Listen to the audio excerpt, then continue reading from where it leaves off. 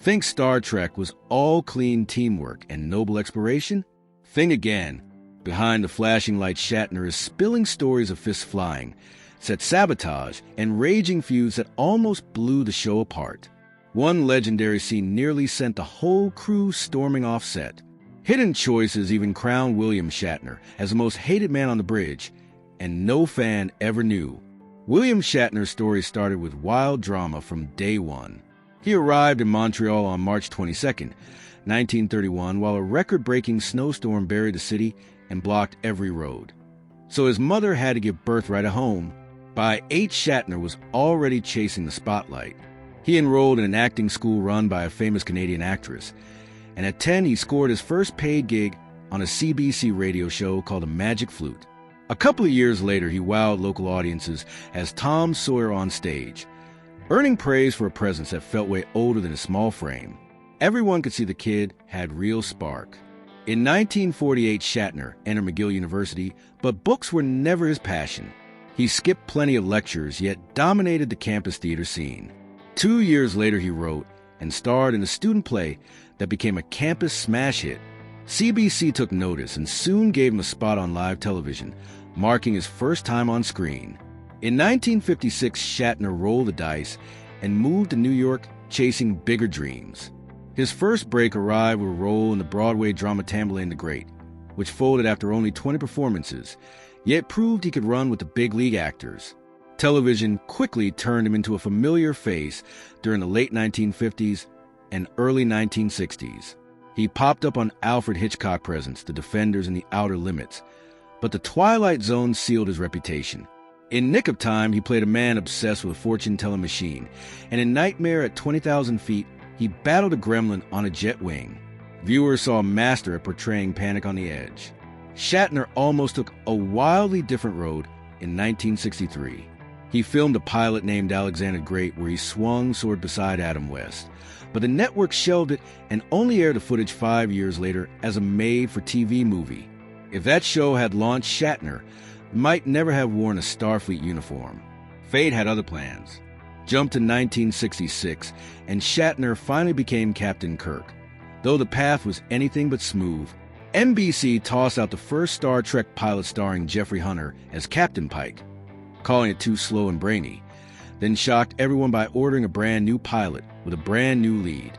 At that moment, Shatner was in New York weighing jobs when he got a call to watch the rejected episode. He liked the big ideas but thought the cast felt stiff, so when Hunter backed out, Shatner swooped in. Shatner knew he needed Kirk to sparkle. He wanted a captain who gazed at strange new worlds with childlike wonder, yet still cracked relaxed orders like, "Hey, George, turn left." He mixed bravery from Horatio Hornblower with the drive of Alexander the Great he had just played.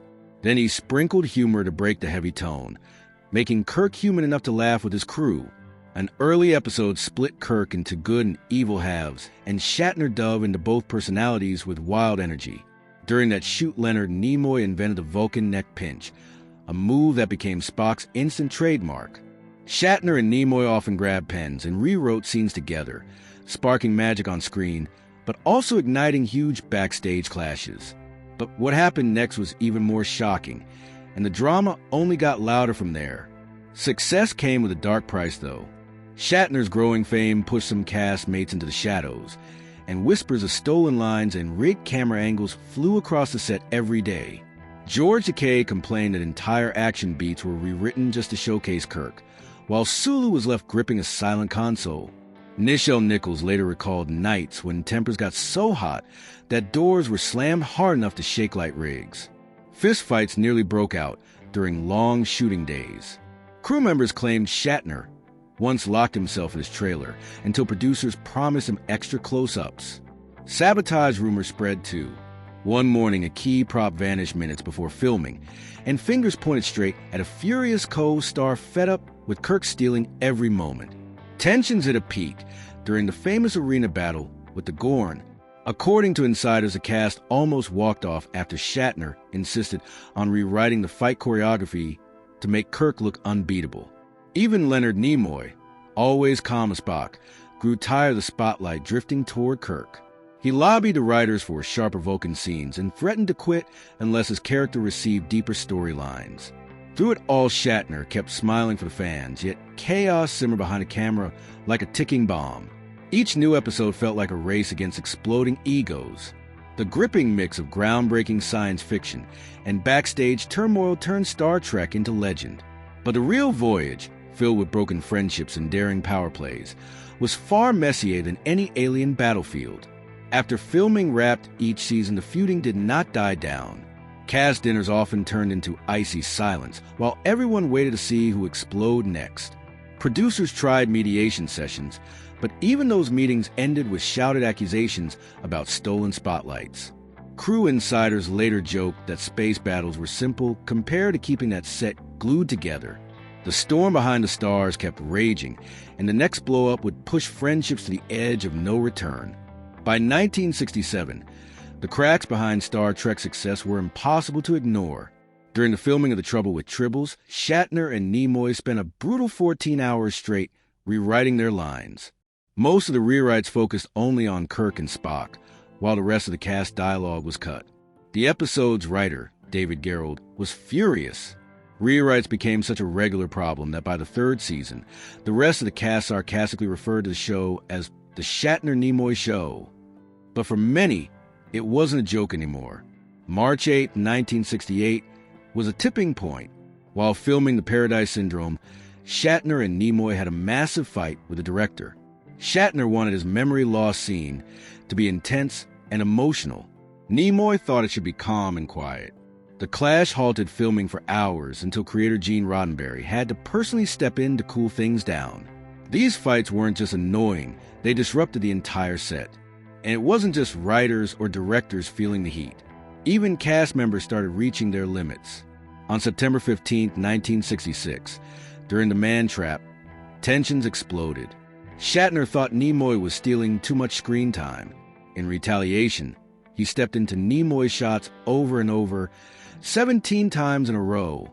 The constant retakes pushed everyone to the edge. Nimoy finally snapped and threatened to walk off set if it didn't stop. Another bombshell moment came in Plato's Stepchildren 1968, which featured the first interracial kiss on American TV between Kirk and Uhura.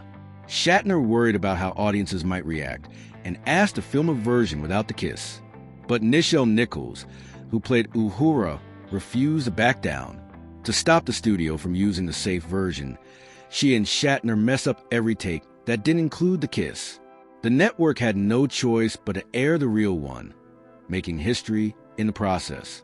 Behind the scenes, exhaustion was eating everyone alive. Star Trek's grueling schedule often dragged on for 16 hours a day. The worst came during the Doomsday Machine in 1967, when the team worked 22 hours straight. Shatner himself would arrive at 5:30 a.m. for makeup and not leave until after midnight.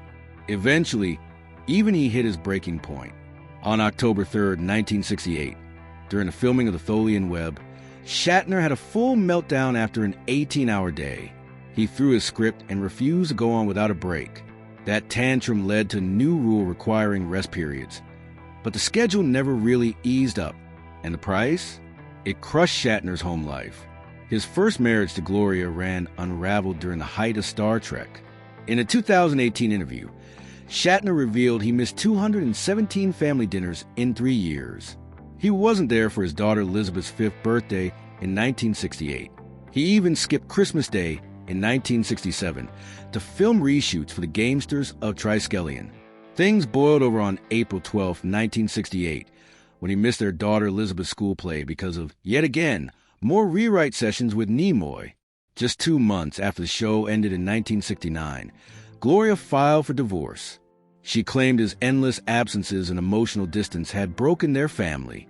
Years later, Shatner admitted he regretted missing so much, especially the 47 weekends he lost with his children. When Star Trek was canceled in 1969, Shatner's world collapsed. Though the series had a small, loyal fan base, it wasn't enough to save it. And when it was gone, casting agents couldn't see him as anything but Captain Kirk. Just a few years earlier, people thought he'd be the next Marlon Brando. Now he was jobless and unsure how to start over. Things got even worse in the early 1970s. Shatner had to take whatever jobs he could find, even low-budget movies that barely paid the bills.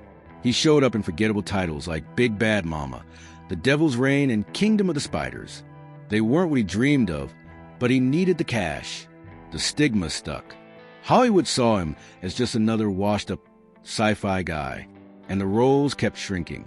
He struggled to support his 3 daughters, who lived with their mom in Beverly Hills.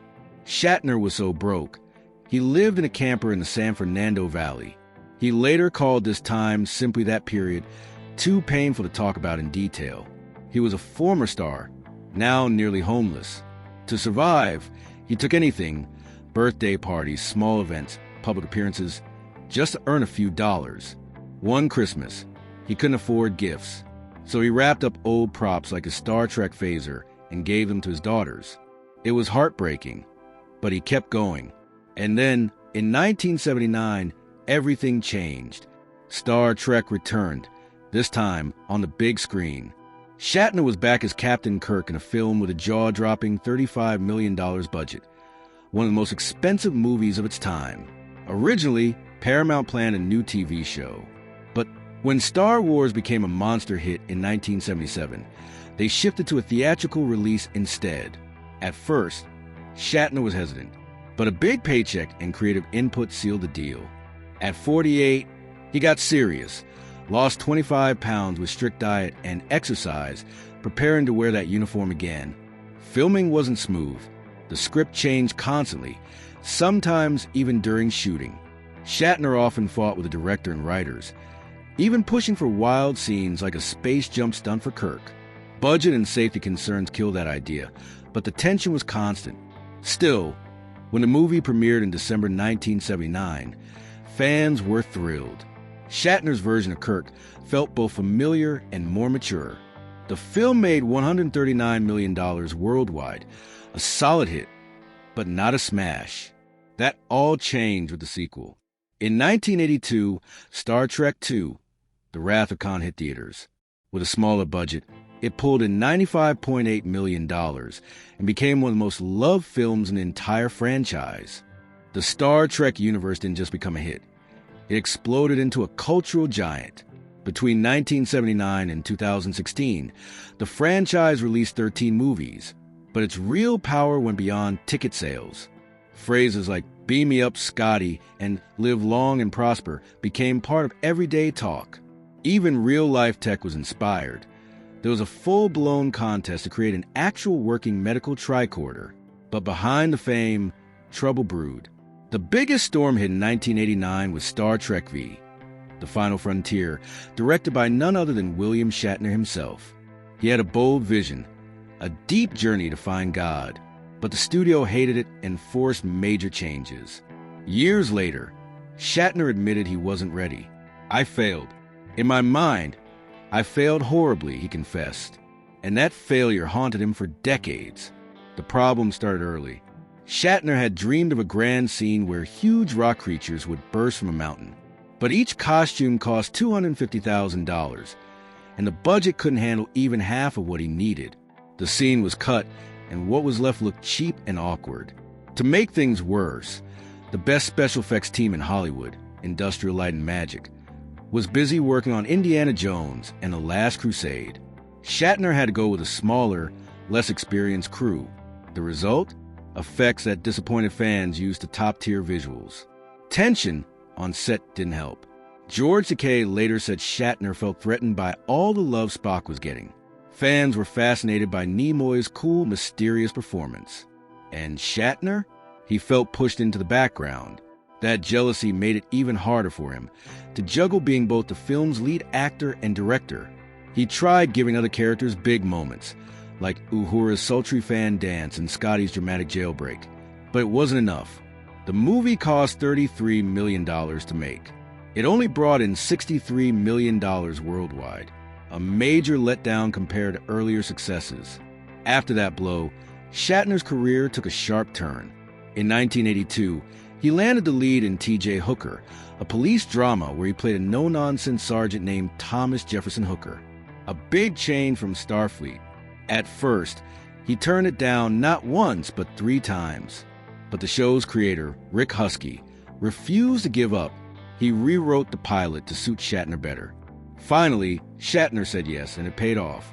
The show became a smash, drawing up to 20 million viewers every week.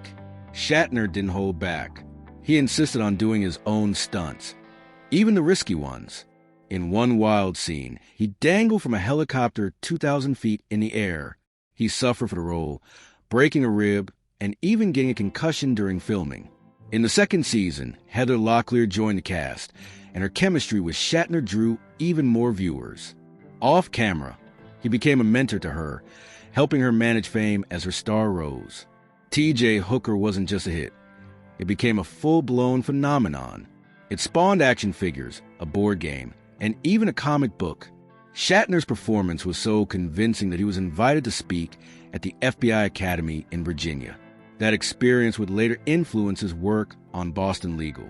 Then, in 1997, Shatner took a completely unexpected step. He became the face of Priceline.com, starring as a negotiator, a fast-talking, deal-making character in a quirky series of commercials. What started as a 6-week gig turned into a 22-year partnership. Shatner once agreed to be paid in stock instead of cash. When Priceline stock exploded, his shares were rumored to be worth a staggering $600 million. He never confirmed if he sold them, but the move only added to his legend as a savvy businessman. The commercials became a huge hit, thanks to their humor and creative twists. In 2012, fans were stunned when a negotiator died in a fiery bus crash, an idea Shatner dreamed up himself. Over the years, he filmed more than 100 Priceline ads, including a wild 2019 spot where he struck deals on an alien planet, a fun nod to his Star Trek roots. Then came one of the most unexpected and celebrated comebacks in TV history. In 2004, Shatner took on the role of Denny Crane in Boston Legal. At 73, he was hesitant. He thought it might be too demanding. But creator David E. Kelley convinced him by tailoring the role just for him. Denny Crane was bold, bizarre, and unforgettable. He had a signature phrase, Denny Crane, and Shatner often improvised the character's most hilarious moments. Writers even left space in the scripts for Shatner moments to happen on the fly. The heart of the show was a deep friendship between Denny and Alan Shore, played by James Bader. Their late-night chats on the office balcony, sharing cigars and scotch, became iconic. Those scenes, often filmed late at night, gave the show a warm, reflective tone that viewers loved. And the performance paid off big time. Shatner won 2 Emmy Awards, becoming the oldest actor to win in a drama series at the time. From space captain to legal legend, William Shatner proved his story was far from over. William Shatner's creative fire never faded. It just kept evolving. His music career started way back in 1968 with a strange, spoken-word album that transformed man critics didn't know what to make of it. But over time, it gained a devoted cult following. Then, in 2004, he shocked everyone with his Ben, an album produced by Ben Folds that revealed surprising musical depth. One track, Common People, turned into an unexpected hit. At 74, Shatner even performed it live at the Glastonbury Festival, blowing the crowd away. But music wasn't his only passion. Shatner also became a prolific author. He's written over 30 books, including the best-selling Tech War series, which later inspired a TV show, comic books, and even a video game. He dove into science, too, and I'm working on that. He explored the link between science fiction and real-world discoveries, even interviewing iconic scientists like Stephen Hawking. Then came Leonard, released in 2016, a deeply personal memoir about his friendship with Leonard Nimoy. The book revealed the warmth they shared, but also the heartbreaking truth that they had a falling out before Nimoy passed away. Fans were crushed. The story struck a chord around the world. But Shatner wasn't slowing down, not even close.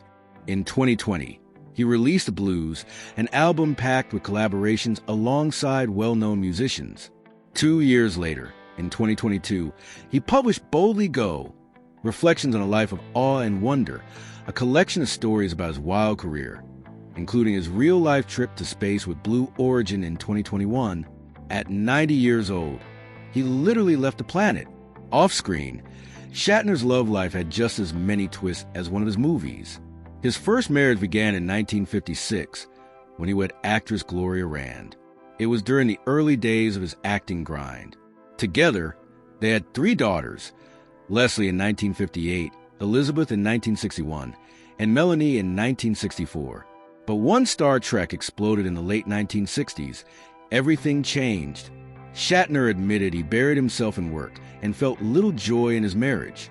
They divorced in 1969, the same year Star Trek ended. In 1973, Shatner married again, this time to Marcy Lafferty. They shared a deep love for horses and even bred show horses together. Their marriage lasted over 2 decades, ending in 1996. Yet their bond over horses didn't break.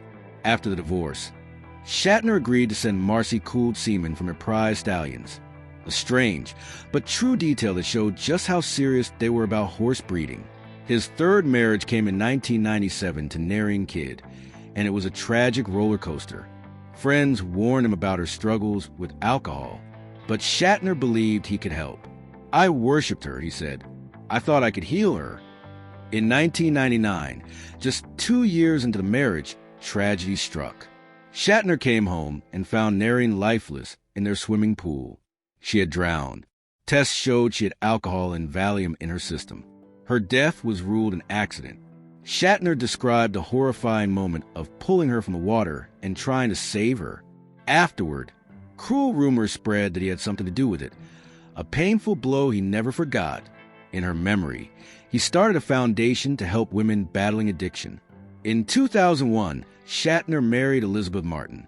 Their marriage lasted nearly 20 years and seemed solid and happy. But in 2020, they quietly divorced. That wasn't the final word, though a few years later, they found their way back to each other.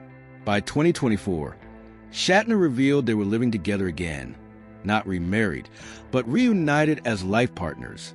He called Elizabeth the zest of life and said they had discovered a way to support each other without making the same mistakes twice. Despite all the heartbreak, Shatner stayed close to his daughters. He said they remember him as a hands-on dad, even during the busy years. All 3 of them made small appearances in Star Trek-related projects, continuing a little of his legacy. And now, as a grandfather, Shatner says he's found one of the greatest joys of his life. He finally has the time to truly be present, sharing stories, creating memories, and laughing with his grandkids. After all the fame, the losses, the love, and the comebacks, William Shatner's story is one of true resilience. At 93, he's still chasing joy, still finding purpose, and still proving it's never too late to write a brand new chapter.